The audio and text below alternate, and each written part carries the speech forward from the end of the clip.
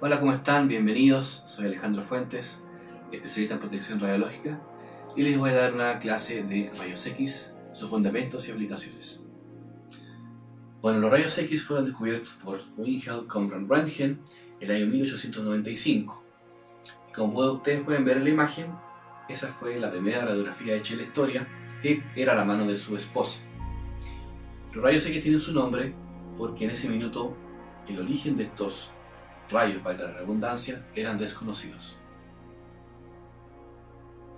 Lo que se descubrió más tarde es que los rayos X son nada más y nada menos que ondas electromagnéticas. Esto es luz, pero con otro nivel de energía, no como la luz que nosotros vemos con nuestros ojos.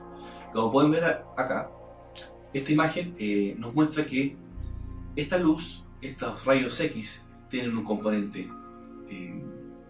campo eléctrico y campo magnético. De ahí viene el nombre onda electromagnética.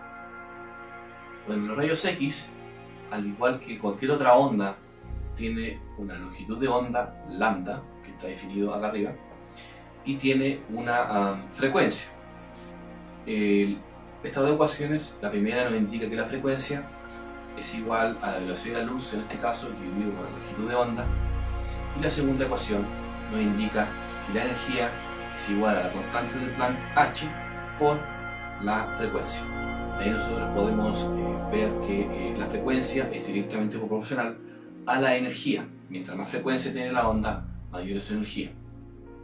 Y acá en el lado izquierdo tenemos tres dibujos. El primero representa la longitud de onda lambda, que es la distancia en metros o puede ser en centímetros, más que nada de la longitud entre una cresta y otra cresta de la onda. Y abajo podemos observar la diferencia entre una onda energética y otra no tan energética. La onda energética tiene una mayor frecuencia, por tanto un lambda menor, más pequeño, y la otra tiene un lambda más grande, pero es menos energética. Los rayos X en este caso presentan en su espectro, que vamos a ver más adelante, dos componentes, una componente continua y una componente discreta. Los rayos X tienen dos componentes en su espectro, como ustedes pueden ver aquí a mi mano derecha. En este gráfico representa la intensidad en el eje Y y en el eje X la longitud de onda. La componente continua es la curva que nace de izquierda a derecha, da una vuelta donde dice 50 kV, que es la energía de los terminales de la máquina de rayos X, y los peak que ven son 3 ahí, le corresponden a los rayos X secundarios, que no son relacionados con los electrones que están impactando en el blanco de esta máquina de rayos X, sino que es los rayos X generados por electrones que cayeron o se desexcitaron en un nivel de energía del átomo. Bueno, comenzando con los rayos X, vamos a exponer cómo funciona un tubo de rayos X. Este es el funcionamiento básico de cómo funcionan todas las máquinas de rayos X usados en la actualidad, solo que con software más modernos, con electrónica más moderna, pero el principio físico es el mismo desde hace más de 100 años. ¿Y cómo consiste esto? Como ustedes pueden ver acá, la imagen a mi izquierda, es un tubo en donde hay un cátodo y un ánodo, dos terminales, uno que es el terminal negativo y otro el terminal positivo. El terminal negativo corresponde a lo que dice ahí filament, en medio del dibujo, que es el filamento, en donde se le hace pasar ese filamento una corriente eléctrica. Esta corriente eléctrica, este filamento va a generar electrones, los cuales van a ser acelerados hasta el ánodo, que está del otro lado, donde dice anode, que es ánodo en inglés. ¿Y qué es lo que va a suceder ahí? Los electrones van a ser acelerados desde el filamento hacia el ánodo y van a chocar bruscamente con el blanco, en este caso, que es el ánodo. Al chocar, van a ser frenados bruscamente y van a generar rayos X. Este fenómeno, que es el que se llama también radiación de frenado, el Bremsstrahlung, que es la forma que se dice en el idioma alemán. Por lo tanto, estos rayos X generados por frenado van a ser una componente continua en el gráfico que vamos a ver a continuación, y todos los electrones que fueron excitados y desexcitados en los átomos de este blanco van a generar otro tipo de rayos X, no por frenado, sino que son rayos X secundarios característicos. El blanco está constituido por elementos de Z alto, vale decir elementos de alta densidad. En este caso se utiliza a menudo tungsteno. Con respecto a la eficiencia del tubo de rayos X, solo el 1% de toda la energía generada por este tubo es transformada por radiación de frenado en rayos X. El 99% se transforma en calor, por lo tanto el blanco, el ánodo, se calienta.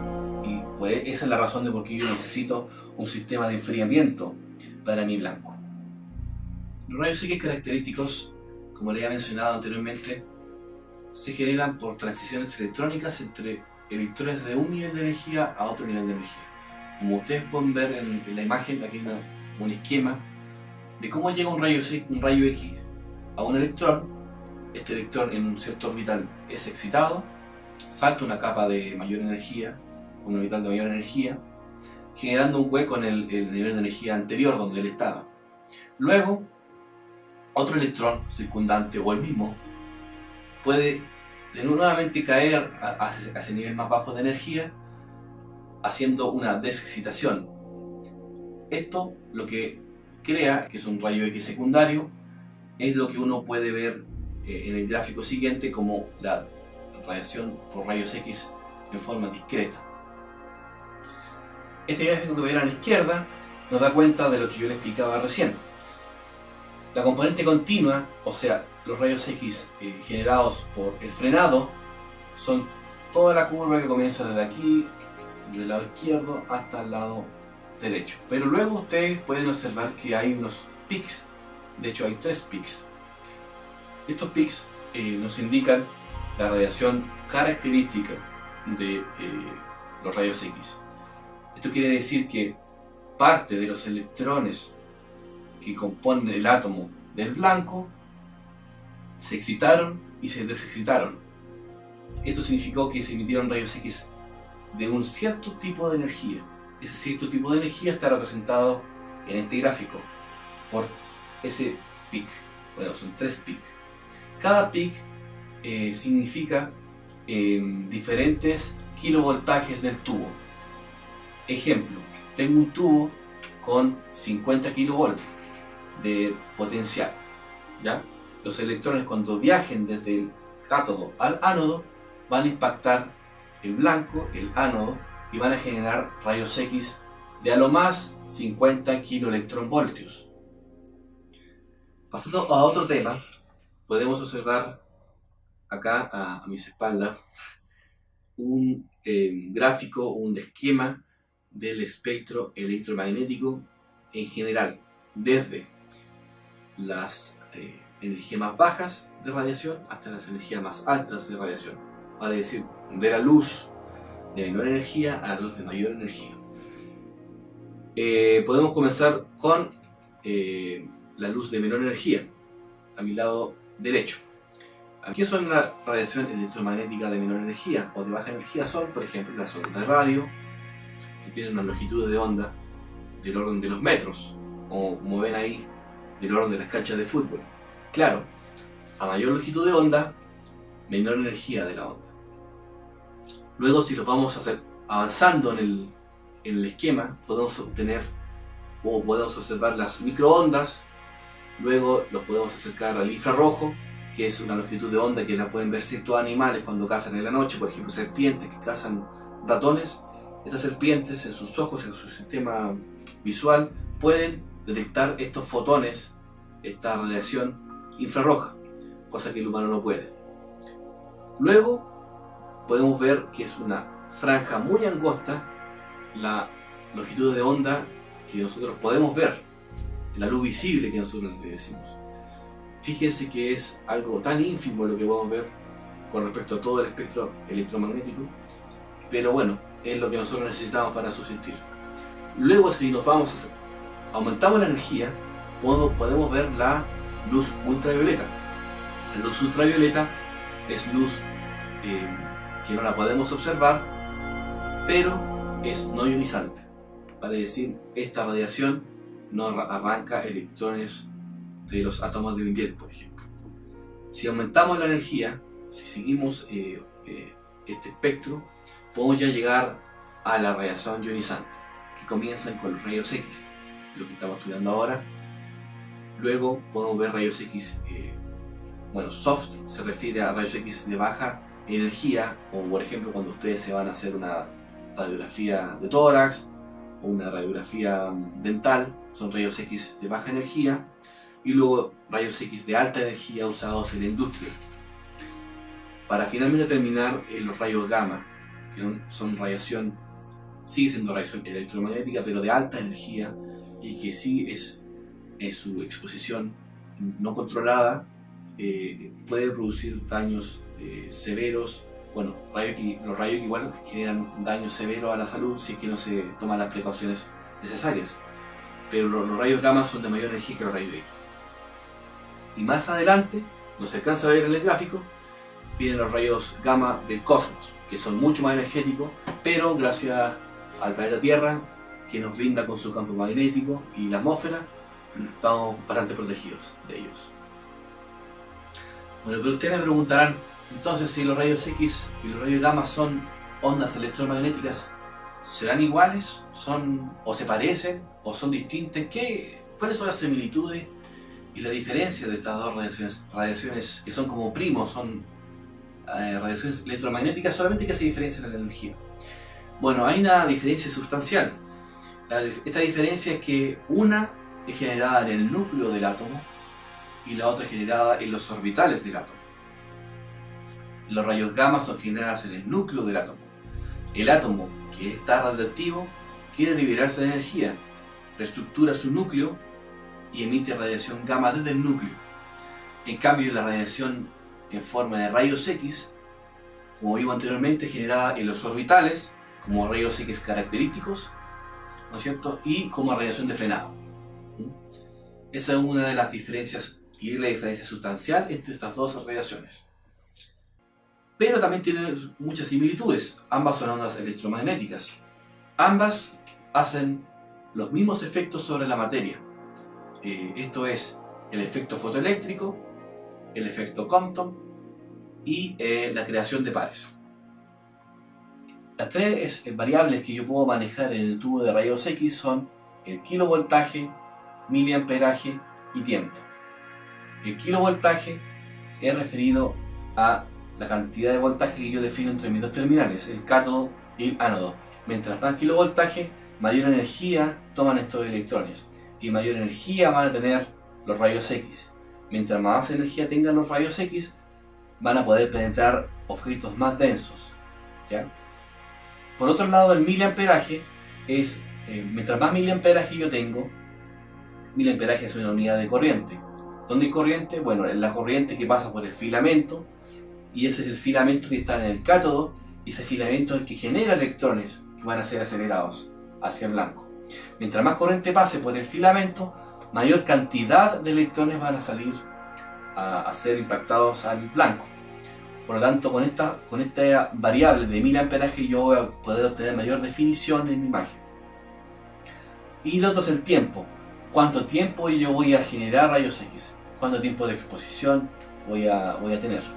Y en el ámbito de la medicina nuclear es muy importante porque yo voy a estar haciendo radiografías a pacientes.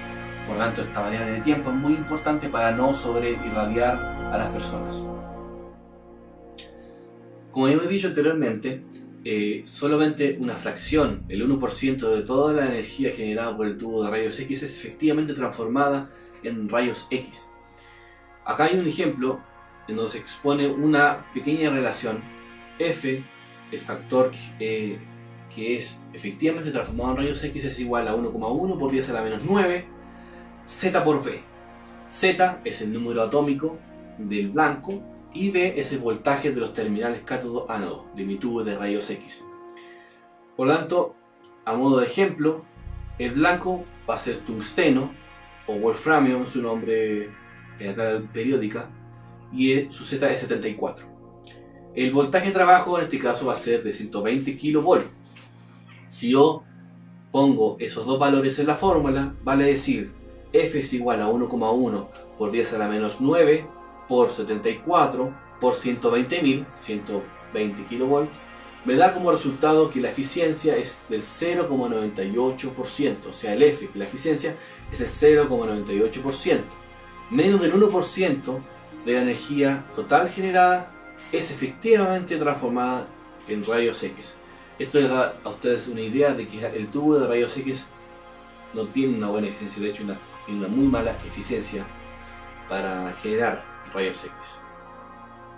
Continuando con nuestras variables del tubo de rayos X, que son el kilovoltaje, el miliamperaje y el tiempo, tenemos este gráfico que nos indica cómo varía si es que yo aumento el kilovoltaje, mi intensidad de radiación. Si yo aumento el kilovoltaje, por ejemplo, 40 kV, tiene esa curva que ustedes ven, una curva que es continua. Eso tienen que entender que estamos analizando solamente los rayos X generados por frenado.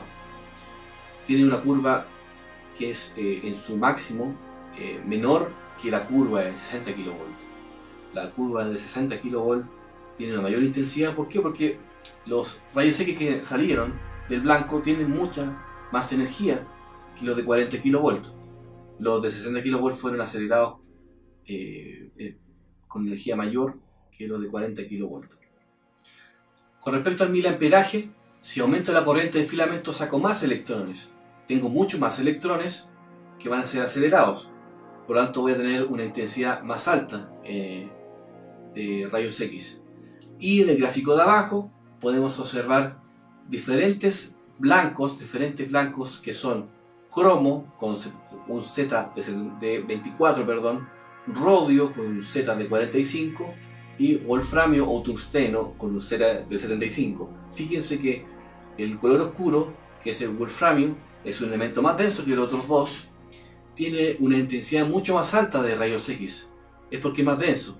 Los electrones se frenan más bruscamente con el wolframio que con el cromo o con el rodio, ¿ya?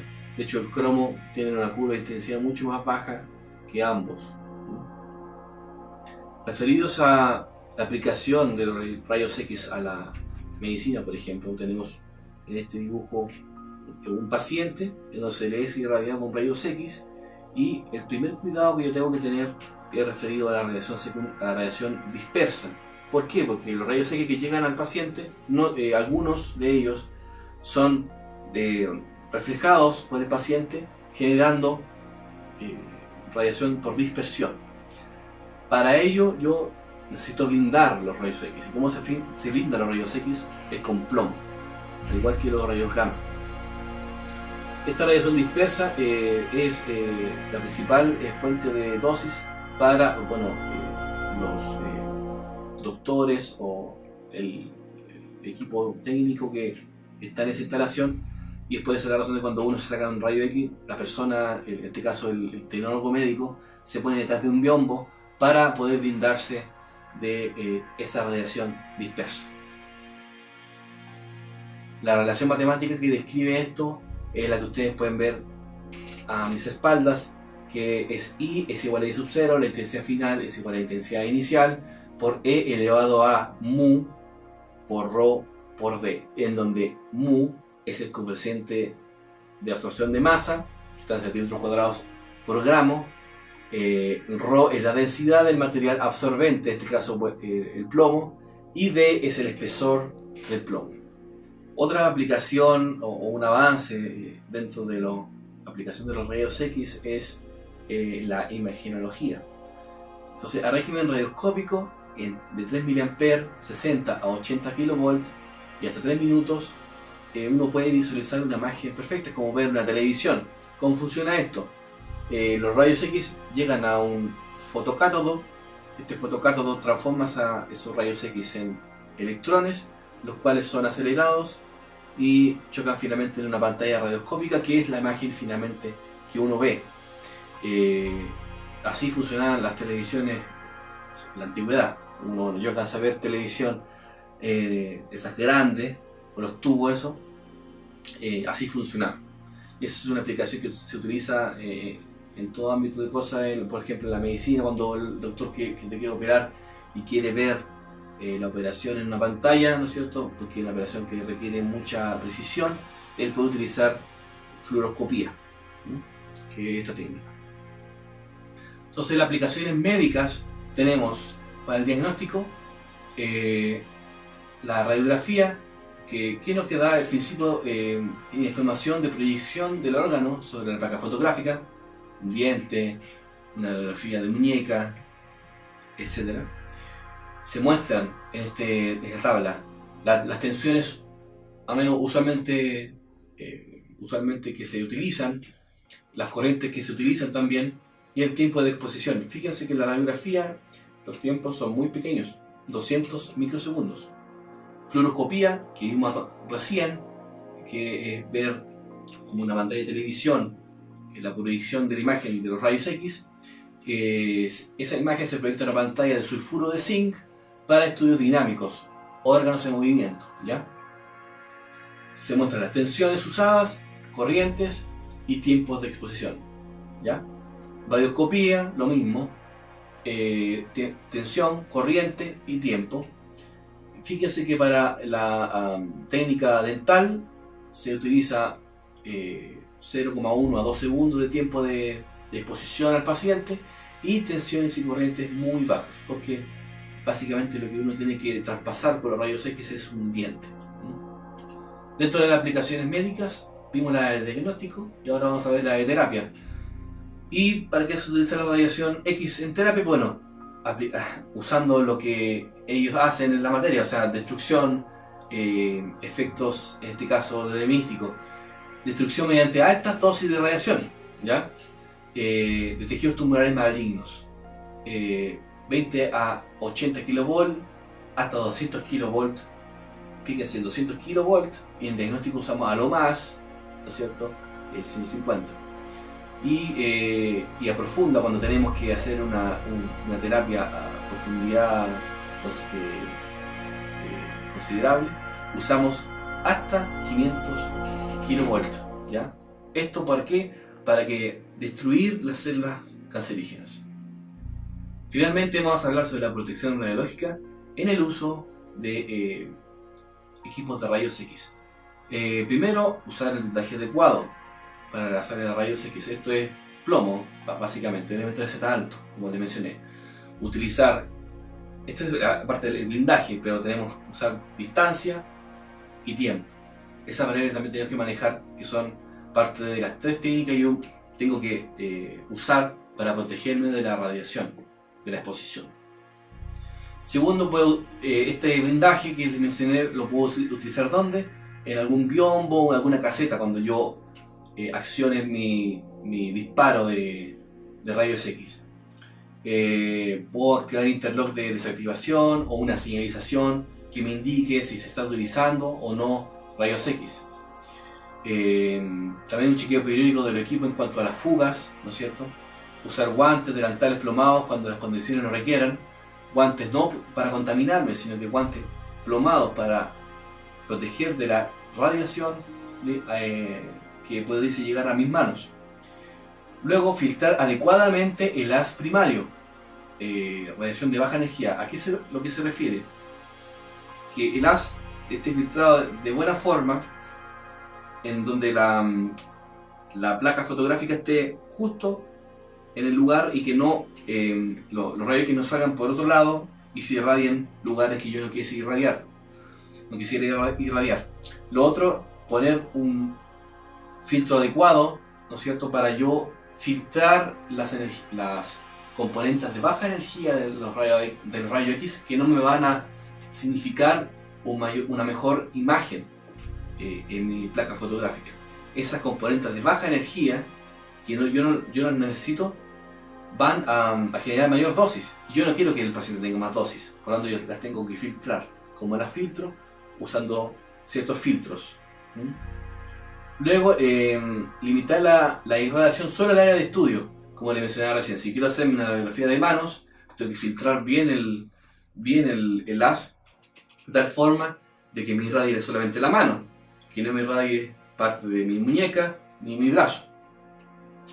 Y luego, y más importante aún, determinar los valores óptimos, llámese miliamperaje, kilovoltajes, para reducir los tiempos de exposición hasta lo necesario para producir la impresión. La idea es que, si es que un paciente se irradie lo menor posible, que tenga el menor tiempo de exposición, y para eso yo puedo jugar con mis dos variables, kilovoltaje y miliamperaje, que van a estar definidas por el equipo y por la aplicación médica o industrial que yo esté utilizando. Bueno, hemos terminado. Agradezco su tiempo. Si tienen alguna duda, consultas o quieren profundizar sus contenidos, sus conocimientos, están, bueno, invitados a visitar nuestro foro, nuestra página, para que ahí nosotros le podamos responder y retroalimentar todas sus consultas y dudas. Así que los esperamos.